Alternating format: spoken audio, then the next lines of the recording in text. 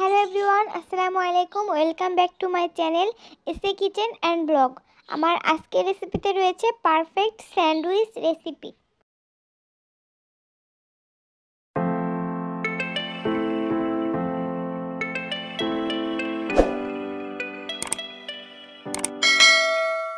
Perfect sandwich বানানোর জন্য আমি এখানে ফার্স্টে নিয়ে নিয়েছি 4টি ডিম। যে কোনো সাইজের বা যে কোনো ধরনের 4টি ডিম আপনি নিতে পারবেন, তবে যদি ফ্রিজে থাকে তাহলে সেটা আধা ঘন্টা আগে অথবা 20 মিনিট আগে বাইরে বের করে নর্মাল টেম্পারেচারে নিয়ে নিলে ভালো হবে।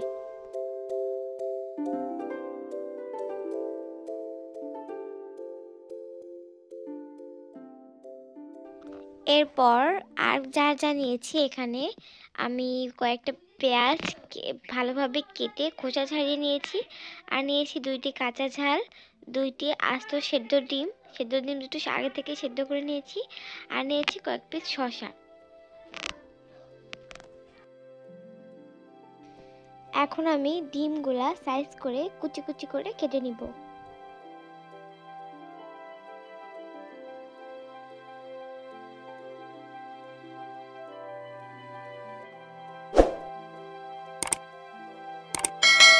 এরপর শসাগুলো আমি একবারে কুচি কুচি করে কেটে নিব।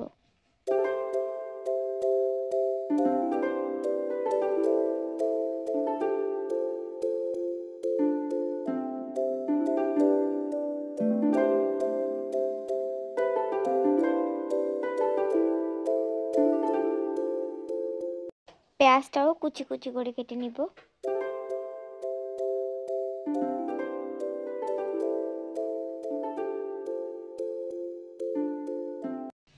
2টা কাঁচা ঝালও কেটে নিচ্ছি। আপনারা ঝালটা আপনাদের স্বাদ মতো ব্যবহার করবেন। সব কিছু চেষ্টা করবেন যতদূর সম্ভব বেশি কুচি কুচি করে কাটার। এরপর কেটে নিব একেবারে কুচি কুচি করে কয়েকটা রসুনের কুচি। রসুনের কুচিটাও খুব বেশি ছোট করে কাটার চেষ্টা করবেন। আর আমার মনে হচ্ছে পেঁয়াজের পরিমাণটা একটু কম, তাই আরও কিছু পেঁয়াজ কেটে নিয়েছি। এরপর একটা তাওয়া গরম করে নিয়েছি।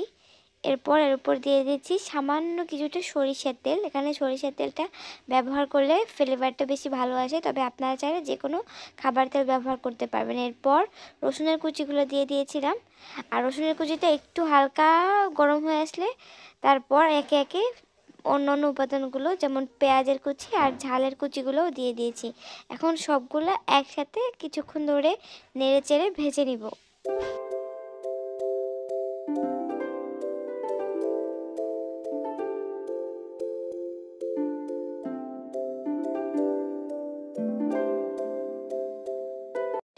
এরপর আমি ডিমের কুসুমগুলো আলাদা করে ডিমটাকে একেবারে ডিমের সাদা অংশটা একেবারে কুচি কুচি করে কেটে নিব।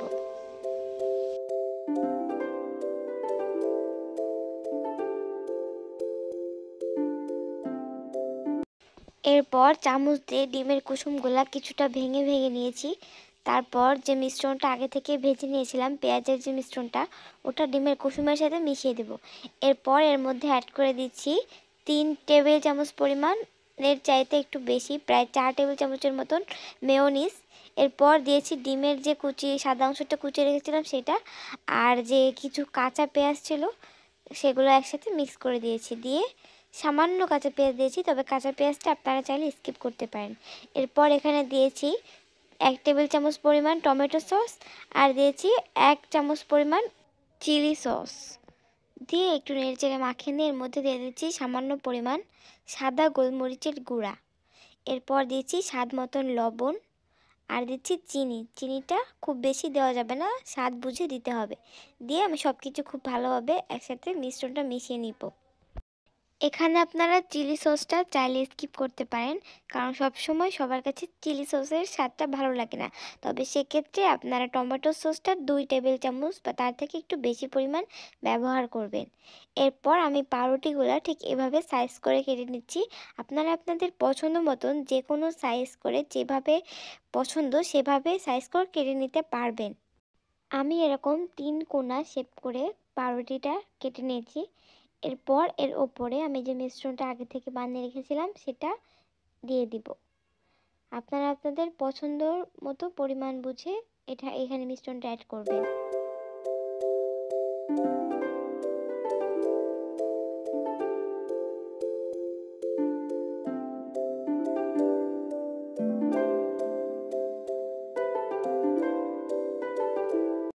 এরপর একটা প্যান আমি চুলার উপর দিয়ে গরম করে নিয়েছি। এরপর এর উপরে দিয়ে দিচ্ছি কিছুটা ঘি।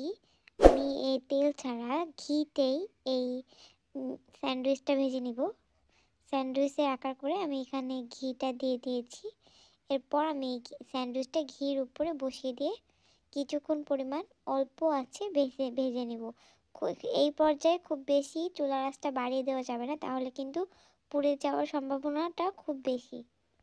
এভাবে আস্তে আস্তে ধীরে সুস্থে বাকি স্যান্ডউইচগুলোও ভেজে নিতে হবে।